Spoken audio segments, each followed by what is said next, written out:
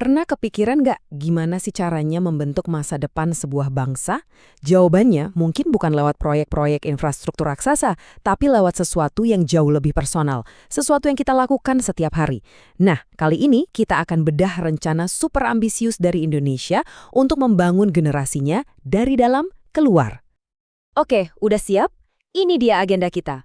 Kita mulai dari visi besarnya, terus kita bongkar kenapa kebiasaan itu penting banget. Abis itu kita lihat satu persatu 7 kebiasaannya, gimana cara terapinya di sekolah, dan terakhir, gimana semua ini jadi semacam blueprint buat karakter bangsa. Yuk, langsung aja. Oke, pertama-tama kita harus ngerti dulu nih, why-nya.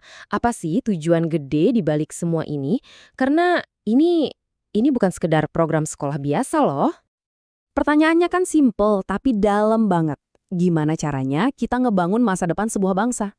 Dan pemerintah Indonesia coba jawab ini. Jawabannya, ternyata bukan cuma soal bangun jalan tol atau gedung tinggi, tapi soal ngebangun manusianya.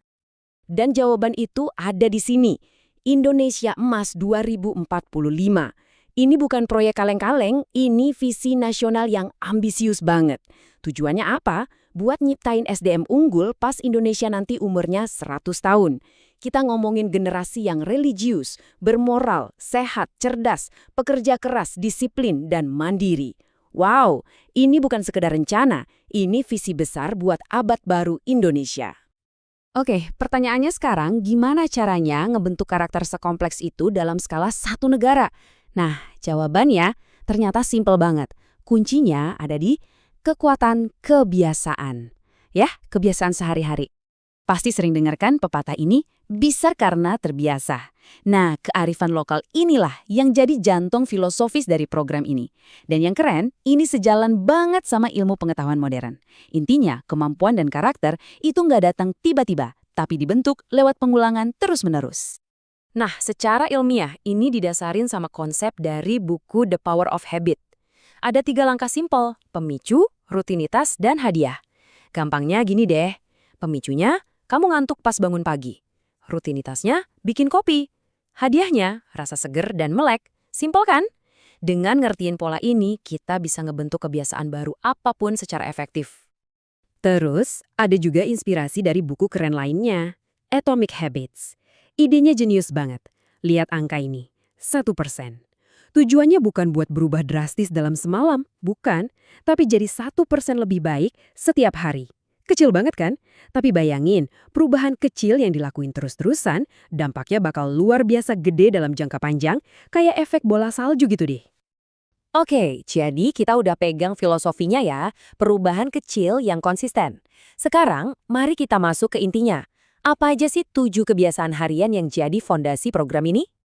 Tapi sebelum itu, lihat deh logonya. Ini menarik banget, ternyata setiap bagian dari logo ini tuh punya arti. Kepala biru itu simbol ilmu pengetahuan. Badan hijau itu soal kesehatan fisik dan mental. Bola emasnya itu karakter luhur yang jadi cahaya penunjuk jalan ke 2045. Dan 7 sinar cahayanya, yaitu dia 7 kebiasaannya. Keren ya, dipikirin banget. Nah, ini dia daftar 7 kebiasaannya. Coba deh perhatiin.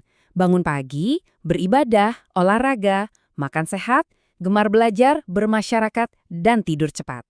Simple banget kan? Semuanya actionable, bisa dilakuin tiap hari. Bener-bener ngebangun karakter dari pondasi yang paling dasar. Tapi, kan cara ngajarin kebiasaan ini ke anak SD sama anak SMA pasti beda dong ya? Nah, program ini pinter, dirancang biar fleksibel dan bisa disesuaikan. Metodenya bener-bener disesuaikan sama umur. Buat anak SD, pendekatannya lebih ke main-main, pakai lagu, cerita, atau game, biar seru. Nah, buat yang udah SMA, beda lagi. Mereka diajak diskusi kelompok, bedah studi kasus, nulis jurnal, jadi lebih ke arah refleksi diri dan tanggung jawab pribadi. Poin pentingnya di sini adalah, program ini nggak cuma berhenti di kelas aja. Nggak bisa. Ini dirancang sebagai satu ekosistem dukungan yang lengkap. Dan ekosistemnya itu ya, ini. Ada 4 pilar utama, keluarga, sekolah, masyarakat, dan media. Kunci suksesnya ada di kerjasama semua pihak ini. Semua harus bareng-bareng nguatin kebiasaan baik ini. Kalau cuma sekolah doang, ya berat. Dalam ekosistem ini, peran guru jadi sentral banget. Mereka nggak cuma ngajar, tapi punya 4 peran sekaligus. Jadi teladan, jadi pembimbing yang ngejelasin kenapanya, jadi motivator yang kasih semangat, dan juga evaluator yang mantau kemajuan bareng orang tua. Wah, berat tapi mulia ya tugasnya. Terus gimana cara mastiin ini semua jalan? Ada sistem monitoring dan evaluasinya. Ada pengecekan harian yang divalidasi guru dan orang tua, ada review bulanan buat diskusi bareng, sampai evaluasi formal di akhir semester. Jadi progresnya benar-benar dipantau dan terukur. Jadi, apa sih intinya? Takeaway-nya simple tapi powerful banget. Tujuan-tujuan besar itu dicapainya lewat tindakan-tindakan kecil, sederhana, yang dilakukan secara konsisten setiap hari. Mengubah bangsa dimulai dari mengubah hari seorang anak. Nah, ini jadi ninggalin kita satu pertanyaan besar buat direnungin.